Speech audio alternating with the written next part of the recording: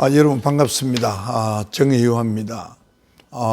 지난번에 제가 가치 있는 삶에 대한 이야기를 하고 오늘은 행복에 대한 이야기를 좀 나눌까 합니다. 사실 가치 있는 삶을 살아야 행복한 삶이 된다는 것은 그 뭐 당연한 명제인 것 같습니다. 우리가 행복하려고 그러면 우선 우리가 사는 그 나라 그리고 그 사회가 그 행복한 나라, 행복한 사회가 돼야 될 것으로 생각을 합니다. 그 얼마 전에 우크라이나 전쟁에 그 자원 입대하는 우크라이나 젊은이가 인터뷰하는 내용을 들어보니까요, 자기들은 러시아와 같은 독재 국가에서 살 수가 없다. 그래서 자유민주주의 국가에서 살아야 되겠다. 그래서 나는 나라를 지키기 위해서 자원 입대한다. 이런 요지의 이야기를 하는 것을 듣고 제가 감명을 받았습니다.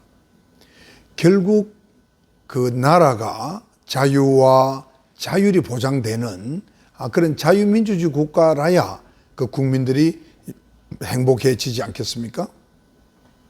그 다음에 그 사회도 예를 들어서 불안하거나 뭔가 그 불편한 구석이 많고 부패하고 한 그런 만약에 사회라면 그리고 아주 불신 사회라면 그 속에 사는 국민들이 행복할 수가 없지 않겠습니까? 그렇게 본다면 우리는 그 사회를 그러한 안전하고 신뢰가 넘치고 그렇게 불편하지 않고 하는 그러한 사회로 바꿔야 된다. 그런 생각을 합니다. 그런데 우리 사회를 이렇게 가만히 보면요, 사실 정치도 보면 국민이 오히려 나라를 걱정해야 되는 그런 정치 사회를 볼 수가 있고요. 우리 사회도 보면 좀 표현이 좀 그렇긴 합니다만 끼리끼리 이렇게 무언가를 이루어가는, 나쁘게 표현하면 해먹는다고도 말할 수 있겠죠. 끼리끼리의 이런 문화, 이 사회 문화, 이것도 분명히 문제가 있죠. 그리고 정의로운 것보다는 강자가 힘의 논리로 갑을과 같이 그런 갑의 논리로 움직여가는 그런 사회는 그런 불행한 사회일 수밖에 없습니다. 그러니까 정의로운 사회가 돼야 되겠죠. 그리고 이제 반칙이 아주 성행하는 그런 불공정한 사회가 되어서는 안 되겠죠. 지금 우리 사회는 지난번에 조국 사태 이후에 이제 많이 덜 났습니다만 그 이전에도 뭐 계속되고 있었다고 저는 생각을 합니다. 제가 텔레비전 드라마의 스카이 캐슬 같은 것도 우연히 보니까 뭐 굉장히 반칙이 성행하고 정말 뭐 불공정의 대명사라고 할 정도로 우리 사회가 굉장히 부패했다고 그럴까요? 불공정한 사회가 된 것을 보고 제가 굉장히 안타깝게 생각했습니다. 이런 속에서, 이런 나라에서 우리 국민들이 행복하고 편안한 삶을 누린다는 것은 불가능할 것으로 생각을 합니다. 또 우리 사회가 이제 좀 이렇게 그 안전하려고 그러면 고용이 불안하면 안 되겠죠. 그래서 우리가 늘 실업률에 대해서 관심을 많이 가집니다만 실업률이 떨어져서는 그 사회가 불안한 사회가 될 것입니다. 또 아까 말씀대로 신뢰가 무너지는 사회는 또 신뢰를 일으켜야 되고요. 갈등과 차별이 없는 그 사회가 되어야 된다, 이렇게 생각합니다. 그런 국가와 사회의 전제 아래 우리가 여러 가지 생각을 해봐야 됩니다. 사실 우리나라는 경제권으로 따지면 세계에서 이제 거의 참 기적적인 나라라고 할 정도로 10위권에 들어가는 그런 나라가 되었습니다. 그런데 행복도에 대한 유엔 본부의 유엔의 그 보고를 보면은 우리나라는 45위 전후입니다. 지난 10년간 제가 기억에는 늘 그렇습니다. 스칸디나비아 쪽 나라들이 되게 가장 행복도가 높은 나라고, 그 중에서도 덴마크가 가장 제1위라고 되어 있습니다. 그 덴마크는 그럼 왜 그랬는지 나중에 다시 한번 얘기할 기회가 있을 것으로 생각을 합니다. 문제는 해법입니다. 결국 이제 우리 지도층들의 솔선수범하는 그 실천적 행동이 굉장히 중요할 것으로 생각합니다. 제가 잠깐 제 자랑을 좀 하겠습니다. 국제 로타리 클럽에 1992년부터 초아의 봉사상이라는 상을 제정했습니다. 91년인가 그럴 겁니다. 91년입니다. 제가 92년도에 그 우리나라 최초로 초아의 봉사상을 받게 되었습니다.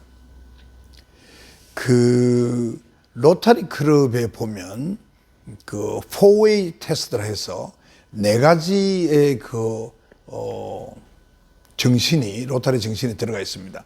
그게 이제 하나는 진실한가, 그다음에 하나는 공평한가, 그다음에 하나는 선의를 다하고 있는가, 마지막에는 모두에게 유익한가.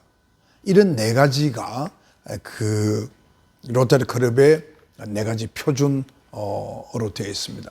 저는 사실 우리나라의 로타리안들이 한 100만 명이 넘는 걸로 알고 있는데요.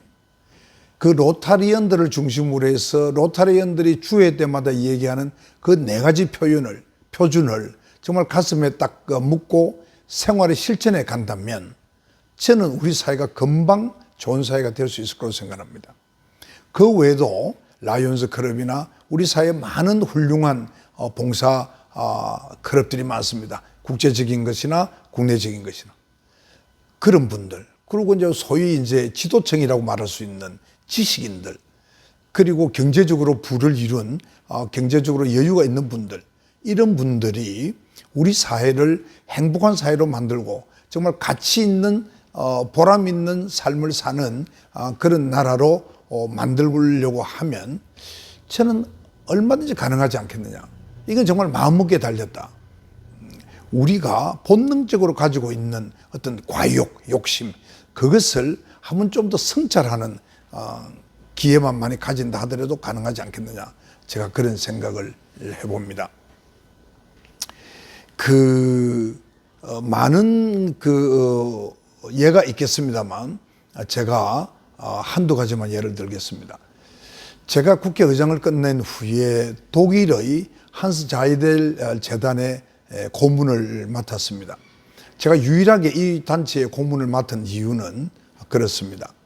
이 재단은 지난 2차 대전 때 그 히틀러의 나치 정권이 600만 명의 그 유태인들을 학살하지 않았습니까?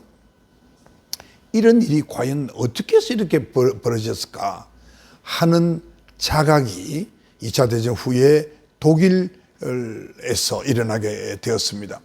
그래서 많은 연구와 검토를 해본 결과, 그래서 그분들이 내린 결론은 독일인들이 민주 시민 교육이 되지 않아서 그랬다 하는 결론에 도달해서 독일 국민들의 민주 시민 의식을 함양하는 목적을 가지고 만들어진 것이 한스 자이델 재단이라고 합니다. 또 근자에 여러분들이 그 코로나 코비드19라고 그러죠. 이 코로나로 굉장히 고생들 하고 있는데 아주 오래전부터 록펠러라는 그 대재벌이 록펠러 재단을 만들었지 않습니까? 그 록펠러 재단이 근자에 와서 이 코비드19 이후에 어떤 변화, 어떤 문명의 변화가 올 것인지, 또 우리가 어떻게 대처해야 될 것인지, 그런 데 대한 연구 작업을 시작했다는 소식을 들었습니다. 또 그 일본의 마츠시다 그 정경학숙 얘기도 아마 여러분들이 들었을 것으로 생각합니다. 그 많은 지도자를 양성하는 그런 거. 그다음에 제가 워싱턴에서 여러 번 갔습니다만, 그 워싱턴 DC에서만 해도 60여 개의 싱크탱크가 있다고 그럽니다. 예를 들면 대표적인 게 이제 브루킹스 또 헤리테이지 재단, CSIS 뭐 이런 것들이죠. 그런 연구 재단을 통해서 나라의 또 뭐 인류를 위해서도 그렇고 나라를 위해서도 그렇고 정치 사회의 많은 부분에 대해서 그러한 노력들을 하는 것을 봅니다.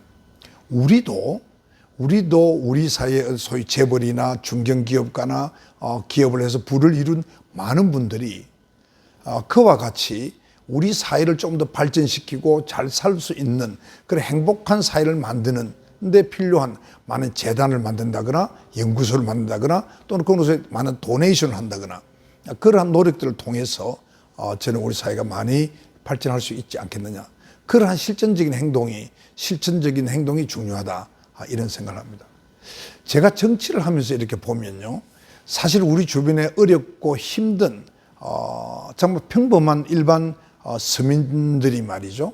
서로 김장독기를 한다든지 또 이웃을 위해서 작은 그 봉사, 돈은 없으니까 돈보다는 같이 직접 몸이나 행동으로 도와주고 격려하고 서로 의지하면서 살아가는 모습을 많이 봅니다. 이런 것이 우리 사회를 지탱하는 하나의 힘이라고 생각을 하는데, 아까 제가 말씀드린 그런 우리 지도층들이 또 부를 이룬 분들이, 성공한 분들이 그렇게 사회를 위해서 노력을 해준다면, 다르게 말하면 이런 거죠. 나중에 제가 다시 상속에 대한 이야기도 좀 하겠습니다만, 내가 열심히 노력해서 돈을 벌어서 그 자식에게 남기겠다 하는 것보다는 그런 것도 많이 생각해 볼 필요가 여지가 있지 않나, 이런 생각을 합니다. 여러분, 8년 전에 세월호 사건이 있었습니다. 그 세월호 참사를 당했을 때 우리 전 국민들이 얼마나 정신적인 충격을 받았습니까? 아마 대부분의 우리 국민들이 우리가 정말 헛살았구나, 우리가 도대체 무엇을 향해서 이렇게 뛰어왔는가, 그러한 자각을 많이 했을 것으로 생각합니다.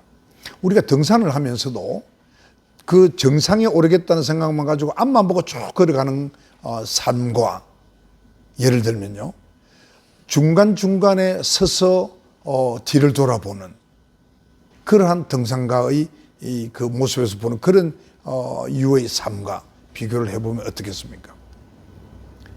등산을 할 때도 30% 올라갔을 때, 60% 올라갔을 때, 정상에 올라갔을 때 돌아보는 광경이 다르지 않습니까? 풍경이 다르지 않습니까? 그와 같이 우리도 인생을 살면서 중간중간에 자기 성찰과 여러 가지 그 반성이나 할까요? 그런 것들도 해보면 도움이 되지 않겠나 싶습니다. 아마도 세월호 참사 때 우리 국민들이 정말 우리는 너무나 앞만 보고 뛰어왔구나, 우리가 주변을 살펴보지 않았구나 하는 것을 느꼈으리라고 생각합니다. 제가 지금 생각해도 선장은 그 150여 명의 아무 죄 없는 아이들을 그대로 가만히 있어라, 곧 구해줄 것이다 라고 방송을 하고 선장은 먼저 도망가는 그 모습을 보면서 저는 그것이 그 당시의 우리 사회의 모습이다, 그러한 생각을 한 적이 있습니다. 오늘 제가 이 말씀을 드린 이유는, 과연 그러면 그 8년 전에 세월호 참사가 일어났을 때와 지금과 얼마나 대한민국이 발전하고 바뀌었다고 생각하십니까?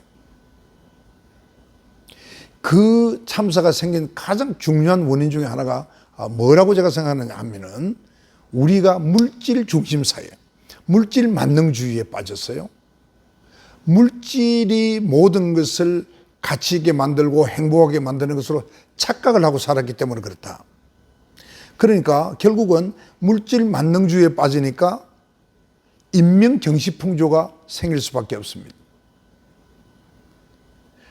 옆에 누가 죽거나 말거나, 옆에 누가 어려운 사람이 있거나 말거나, 나만 바로 가면 된다는, 성공하면 된다는 그런 어떤 이기적 생각, 공동체 정신을 점점 사라져가는 그런, 그러니까 우리 사회가 굉장히 이제 불안하고 불신 사회가 될 수밖에 없죠.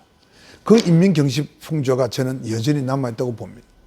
그 세계에서 가장 행복도가 높은 나라가 거의 매년 덴마크가 1, 2위를 하고 있습니다. 그 덴마크란 나라가 여러분 지도에서 보면 알겠습니다만 그렇게 국토가 좋은 그런 나라가 아닌 것 같아요. 이 반도면서 또 섬이 굉장히 많고요. 덴마크의 그 수도인 코펜하겐도 그 섬에 있지 않습니까? 그 덴마크가 19세기 초로 기억을 합니다만 그 프로시아 전쟁, 지금 뭐 독일이죠. 프러시아가. 그 프러시아 전쟁에 의해서 덴마크가 패배를 하고 그 덴마크 그 반도 이름은 제가 기억이 안 납니다만 그 아래쪽 그 반도의 아래쪽 그게 이제 홀슈타인이라는 지역인데 그게 아마 굉장히 아마 우리 저 호남 평야와 같이 전라남도 같이 그렇게 굉장히 비옥한 그런 땅인 것 같습니다. 그 홀슈타인 지역을 프러시아 전쟁에 패배하는 바람에 독일에게 이제 뺏기게 되죠.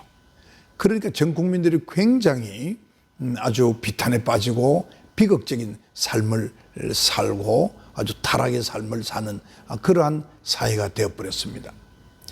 그때 시인이면서 정치인이고 목사였던 그룬투비라는 분이 계시는데요. 지금 그분이 제가 알기로 덴마크의 중흥의 아버지다 이런 얘기를 듣는 분이라고 합니다. 그분이 그때 하신 말씀이 우리가 외부에서 이런 것을 내면에서 찾자 하는 것을 주창하면서 교육운동도 하고 농민운동 또 이게 노동운동 이런 것을 펼쳐서 오늘의 덴마크가 이루어지는 기틀을 닦았다고 그렇게 듣고 있습니다. 그 덴마크 국민들은 아주 소박하고 정말 아주 편안한 가운데 그 삶을 사는데요. 그것을 보통 희게 라이프다 이렇게 이야기를 하는데 그 희게라는 게 아마 그 덴마크 말 같습니다. 그 희게 정신의 이 근본을 보면 세 가지가 있는데 하나는 그 내면에서 행복을 찾겠다는 겁니다. 내면에서 행복을 찾는다는 그런 정신이고요. 그 다음에는 나의 행복보다는 우리의 행복이 더 중요하다는 그러한 믿음을 갖고 있다고 그럽니다. 그 다음에 또 하나는 나누는 삶이 더 행복해질 수 있다 하는 그런 생각이라고 합니다. 그 세 가지가 희게 정신입니다. 저는 그것을 보면 우리에게 시사하는 바가 상당히 많다고 그렇게 생각을 합니다. 또 하나 예를 들면은요, 75년 동안 하버드 대학의 인간 성장 발달 연구소라는 곳에서 연구를 했는데요.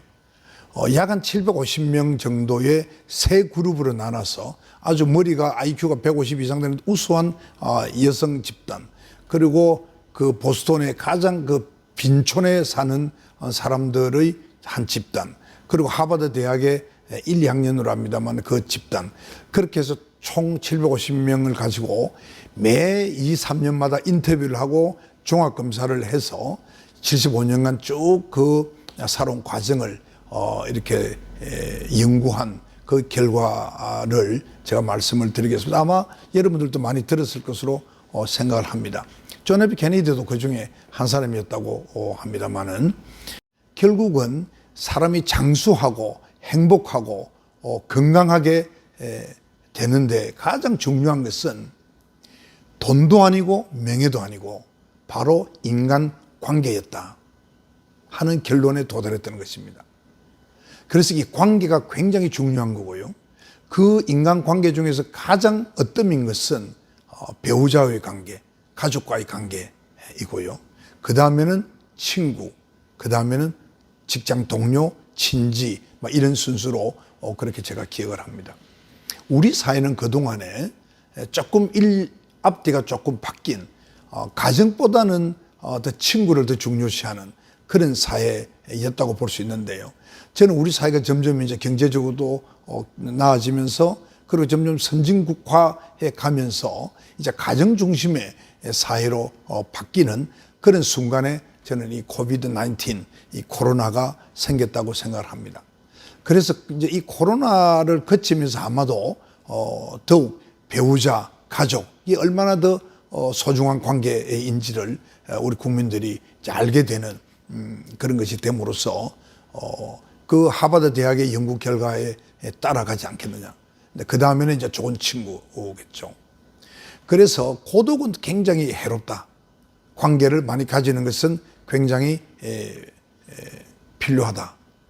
그리고 이 그 고독이나 외로움이 뇌에도 나쁜 영향을 끼칠 수 있다 하는 그 발달연구소의 그 결과가 있습니다. 그걸 보면 외롭거나 고독하게 지내는 것은 치매를 일으킬 수도 있지 않느냐 하는 그런 생각을 제가 해봅니다.